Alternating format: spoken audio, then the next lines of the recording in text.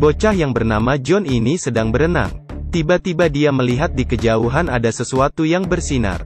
Karena penasaran dia datang ke pulau itu. Dia memanjat batu tanpa takut. Akhirnya menemukan asal-usul sinar tersebut. Ternyata sebuah permata merah. Di atasnya terdapat sebuah telur. John mengangkat telur. Disentuhnya dengan pelan.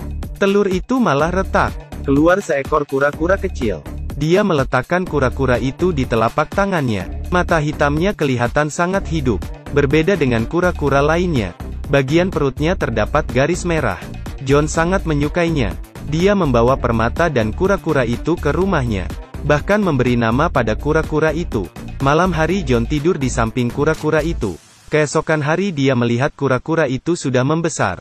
Sangat ajaib. Di saat ini ayahnya datang untuk membersihkan kamar. John segera menutupi kura-kura dengan selimut. Bahkan berbohong kepada ayahnya. Pihak sekolah mewajibkan mereka membersihkan kamar sendiri. Ayahnya ingin menyuci selimut. John ingin menghentikannya. Dia segera mengambil kembali selimut. Malah tidak melihat kura-kura itu. Di saat ini John melihat kura-kura itu terbang di belakang ayahnya. John sangat terkejut. Di saat ini tetangganya Jenny sedang membuka jendela. Terkejut karena melihat kura-kura itu. Sang ayah segera menanyakan Jenny. John memberi isyarat pada Jenny untuk diam. Jenny pun membantu menjaga rahasianya.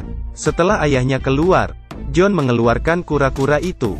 Dan heran melihatnya terbang. John berencana melepaskannya ke lautan. Saat menoleh ke belakang, terlihat kura-kura itu mengikutinya.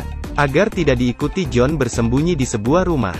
Tetapi saat dia ingin pergi, terlihat kura-kura itu lagi. Di saat ini sebuah mobil dengan cepat berjalan mendekat. Hampir saja ditabrak.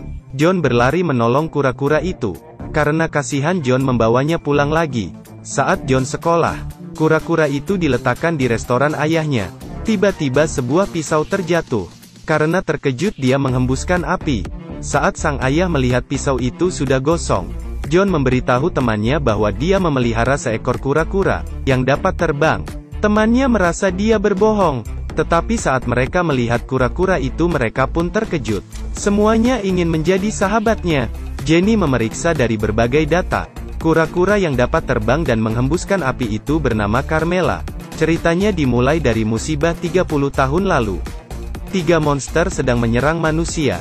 Di saat semuanya mulai putus asa, seekor kura-kura yang dapat menghembuskan api muncul, yaitu Carmela yang legendaris. Dia bertarung dengan monster. Carmela diserang hingga kalah.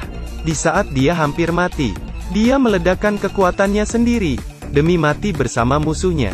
Karena pengorbanannya manusia dapat hidup damai. John tidak percaya mendengar cerita Jenny. Kura-kura yang kecil ini mana mungkin adalah Carmela. Tak menyangka malam itu kura-kura itu bertumbuh hingga 1 meter. John bingung karena tidak dapat menyembunyikannya lagi.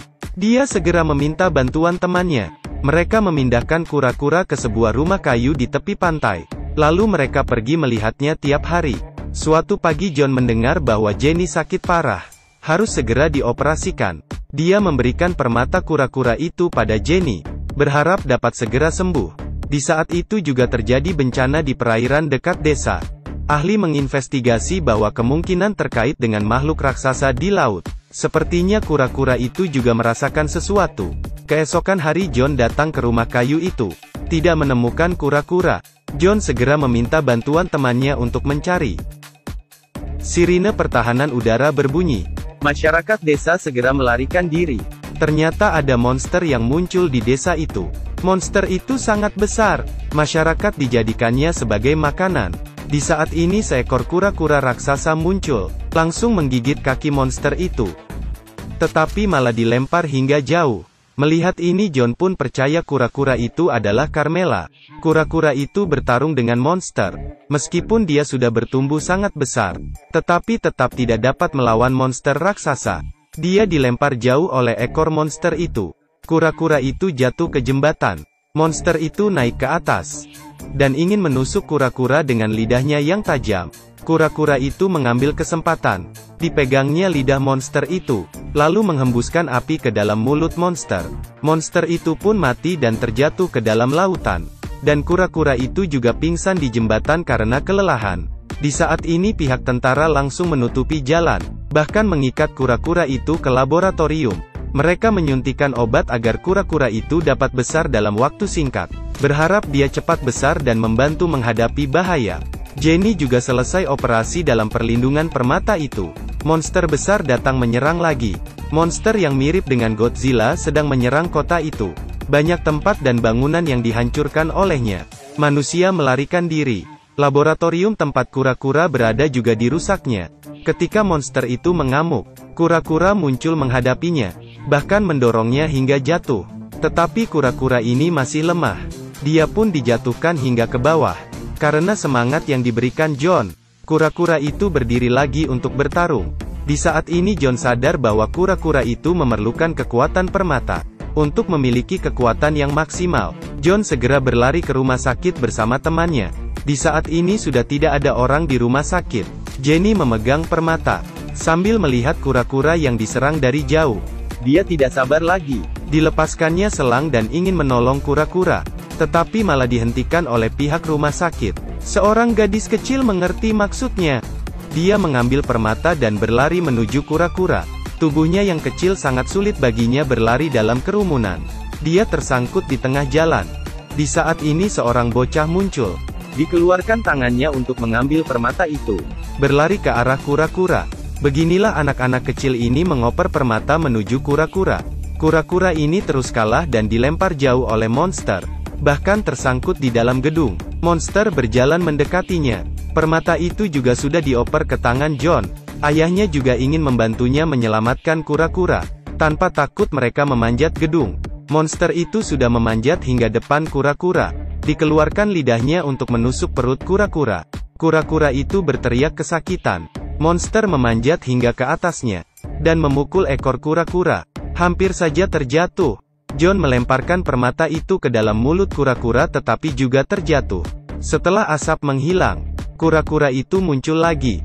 Dia masih hidup, dan mirip seperti pesawat luar angkasa. Membuat monster itu jatuh dari gedung tinggi. Tetapi monster itu tetap tidak mati. Bahkan menggigit leher kura-kura. Tetapi energi kura-kura meningkat, dengan pola garis yang ada di tubuhnya. Bola api dihembuskan keluar lagi. Monster itu pun meledak dan hancur. Carmela menyelamatkan manusia lagi. Saat tentara melihat tetap saja ingin mengontrol Carmela. Tetapi John dan para anak kecil lainnya berbaris menutupi. Tidak membiarkan orang lain mendekati kura-kura itu. John menunjuk agar kura-kura itu pergi. Kura-kura itu juga mengerti. Dia berdiri dan terbang menjauh. Meskipun dia pergi, tetapi semua orang tahu, jika mereka menghadapi bahaya, Carmela akan muncul di depan mereka lagi.